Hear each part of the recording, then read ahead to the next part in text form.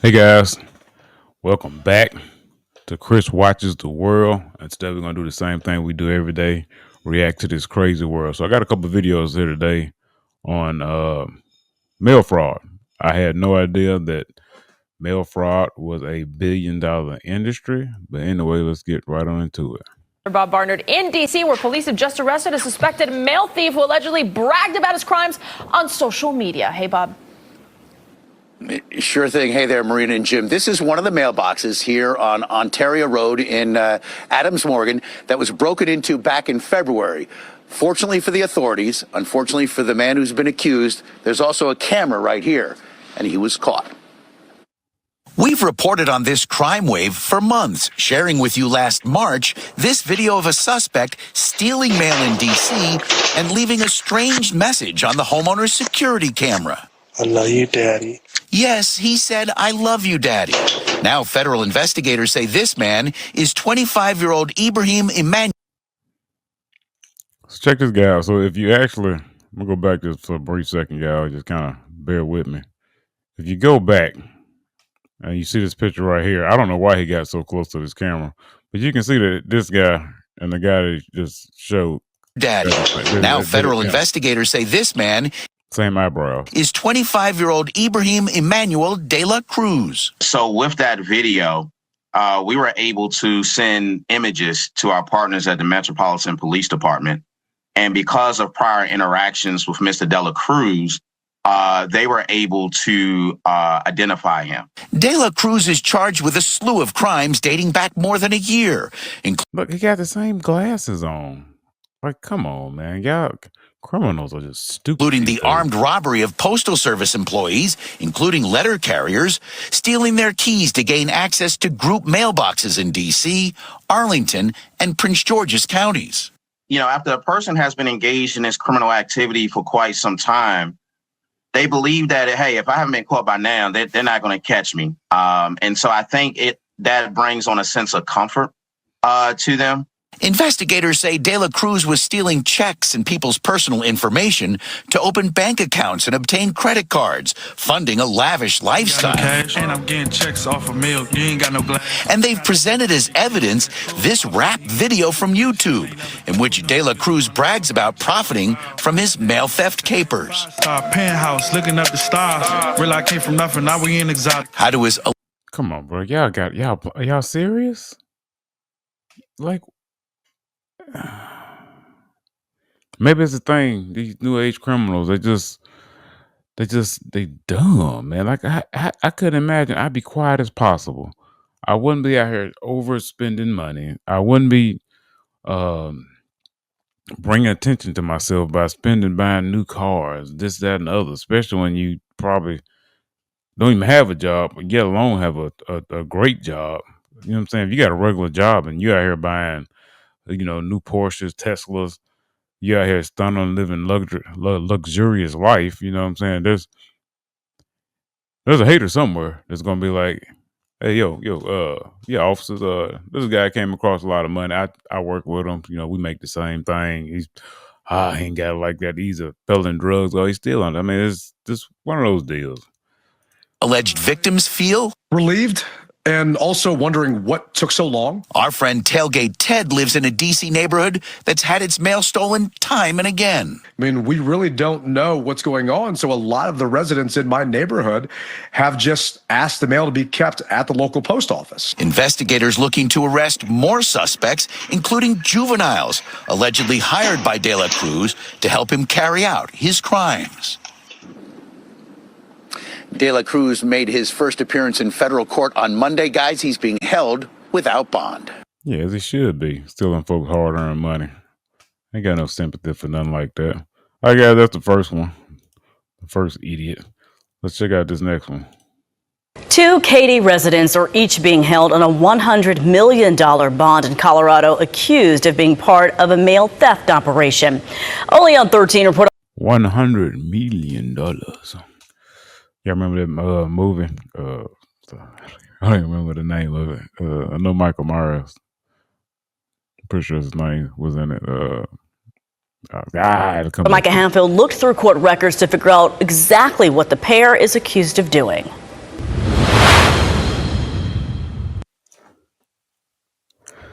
Two $100 million bonds, that's certainly something that'll catch your eye. The two in this case are charged with a combined 51 counts, everything from theft to money laundering to burglary.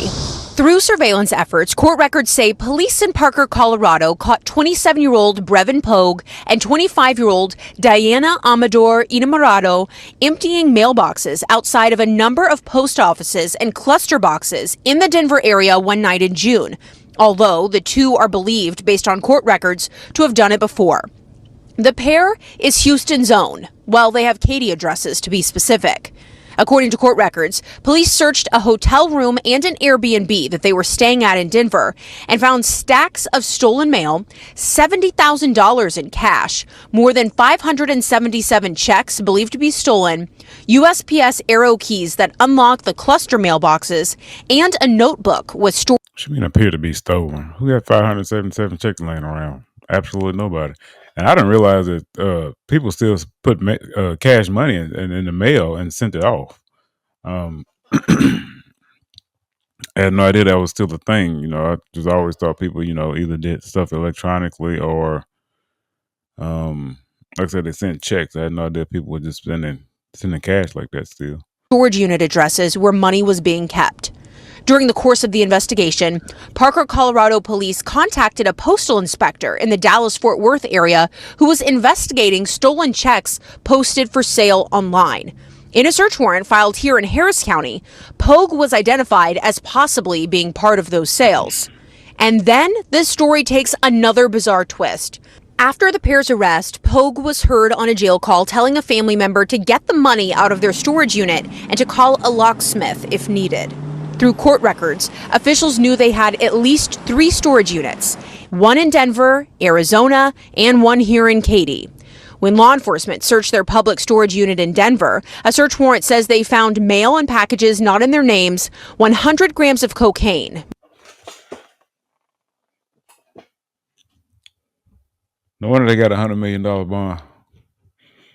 God, dog. Marijuana and about $10,000 in cash. Nothing of note was found in Tempe, Arizona. At the public storage here on Clay Road in Katy, authorities turned up 2 laptops, some ripped open envelopes, and a few keys, but no cash. A review of surveillance video found during the same time frame as the jail phone call to get the cash, 2 women associated with the units showed up with gardening shears and headed toward the unit, but officials were not able to determine if they actually got into it. ABC 13 expects to learn more on this case in the coming weeks. Near downtown, Micah Hatfield, ABC 13 Eyewitness News. They went into some of everything. Drugs, mail fraud. Wow, I see where they got $100 million. I'm gonna try to stay up on this case and bring an update for y'all. But that was it for that one. We got 2 more.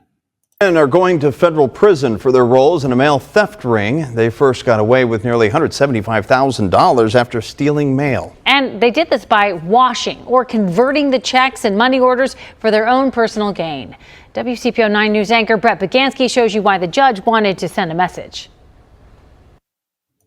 Okay, first off, stealing is wrong. But if you gonna steal, I'm not trying to give anybody any advice.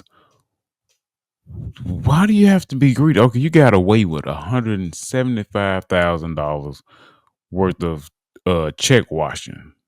How much do you need? I mean, invest that. Do something with it. If you just gonna do it, it ain't right. I'm glad they got caught, but my gosh, what?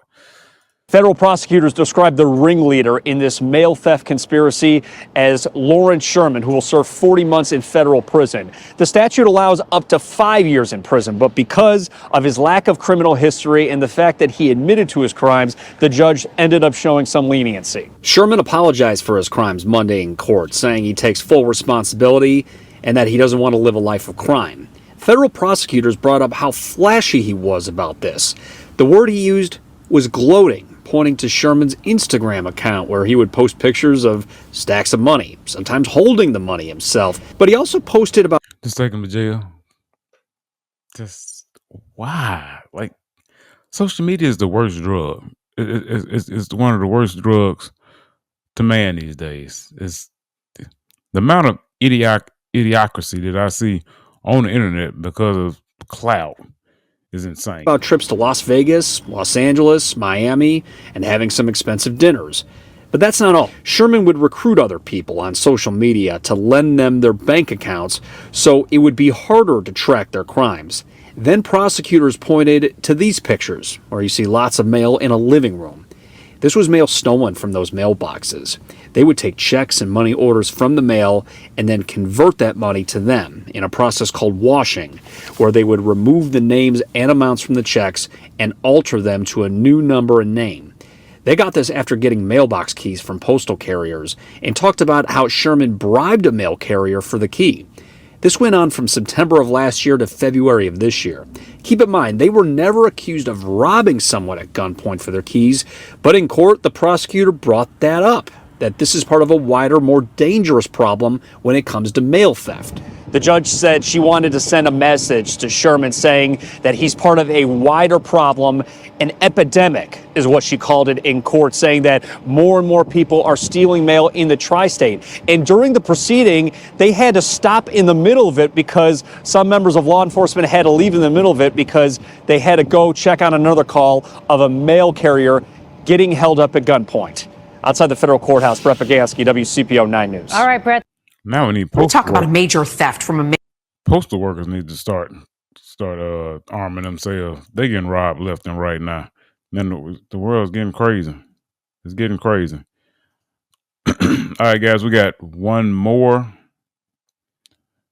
and then we're just gonna go ahead and stop it right here. But let's go ahead. I think this is the one right here.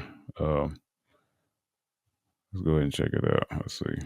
mail facility at JFK Airport. 2 postal workers have now been arrested, and they're accused of stealing Treasury checks, maybe worth even as much as $40 million. News 4's Gus Rosendale joining us from the newsroom tonight with what else we've learned, Gus. Well, Natalie, detectives with the NYPD tell us they were initially tipped off by a bank that red flagged suspicious deposits, and they end up joining forces with federal authorities, and that joint effort led to arrests earlier today. What you guys do? What happened? Tonight, these suspects are accused of conspiring to steal more than 100 checks worth millions of dollars from the JFK mail facility. We uncovered really a point of compromise, and that point of compromise was JFK post office. Prosecutors believe it's the biggest theft at JFK since the famous Lufthansa heist in 1978, when about $6 million in cash and jewelry was stolen from the airport. Wow. United States Attorney for the Eastern District of New York, Breon Peace, said in a statement, criminals who cash in on checks stolen from the mail can expect to fill out change of address forms for the federal prison they will be calling home. 2 of the defendants, prosecutors say, worked for the Postal Service. 3 others are charged with endorsing and depositing what investigators describe as stolen checks issued by the U.S. Treasury, mainly heading to international destinations. These are checks that people are waiting for. These are checks that people are waiting for their livelihood. New at 6, we've learned that included Social Security benefits, COVID stimulus checks, and tax refunds. Wow. Indictments charge at least $4 million was stolen. However, NYPD detectives think a lot more was taken. When we look at ledgers that have been recovered and phone records and the like, our investigative theory is that over $40 million has been fraudulently either obtained or affected. So it's a big number. A team of local and federal law enforcement has been working on the case for the past year and a half. These are individuals working at the post office that we entrust. We give really a sacred trust to, right? To deliver everything with integrity. Aiders are calling these suspects dangerous. They say one had a loaded gun nearby when he was taken into custody. Live in the newsroom, I'm Gus Rosendale, News. Yeah, of course they're dangerous. They're criminals. Let's check out some of these comments. It took $40 million to raise a red flag. They have a job with benefits, but want to steal other people's money for their profits. Now they lost their jobs and going to prison with a felon. That one had the most likes. Why does it take a year and a half to arrest someone while letting them continue to steal people's checks? And I wonder what's going on with the check. Like, okay, I mean, what do you say when, my check hasn't come, or, well, somebody, withdrew the money, or, I mean, how does that work? 40 million cash checks over years before the cops figured it out. No wonder criminals do it. That one didn't have a lot of likes. I just kind of read that one. But yeah, guys, like I said, a lot of times Also, you get these white collar crimes to where they really ruining lives. It's not as bad as taking someone's life, but really, I mean, it can be, but just really ruining lives by stealing people's money, and they get the least amount of time. Seems like there should be like harsher penalties for these types of crimes, in my opinion. Um, but guys, that's it. Please let me know what you guys think down below. Please like and subscribe for more videos like these, and I catch you guys in the next one. Peace.